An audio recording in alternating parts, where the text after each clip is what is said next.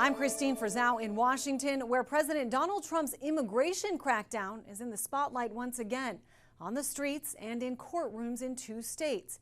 At the heart of these legal battles is the question over how far the president can go to try to enforce his agenda on both crime and illegal immigration, and whether his strategy can involve military troops in states that don't want them. The arrests have carried on across the country, on the streets, and at job sites. A strategy resulting in both protest and praise.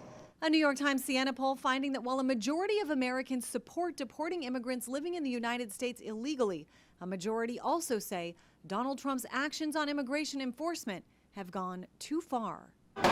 Protests capturing the anger and frustration of the methods, especially most recently with the use of the National Guard being sent into cities like Chicago. Leaders there have called it unlawful and unnecessary. Armed, masked men showing up with Black Hawk helicopters, sticking guns in the faces of Black women, zip-tying Black children, putting immigrants in one van, putting Black folks in another van. This is not what builds safety. The Trump administration, though, celebrates what it refers to as hunting down and finding the worst of the worst over the last 9 months, sharing photos of some of their arrests.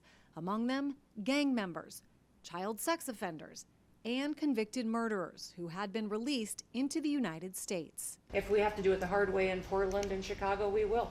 The White House appearing undeterred by legal challenges, pushing ahead with plans to leave National Guard troops in cities where leaders have told them they're not welcome. We're purchasing more buildings in Chicago to operate out of. We're going to not back off. In fact, we're doubling down, and we're going to be in more parts of Chicago in response to the people there. Legal arguments over sending in the National Guard played out in both Illinois and Oregon over the president's power to do this. The attorney for the state of Oregon called the president's assessment of the situation in Portland, quote, untethered from reality.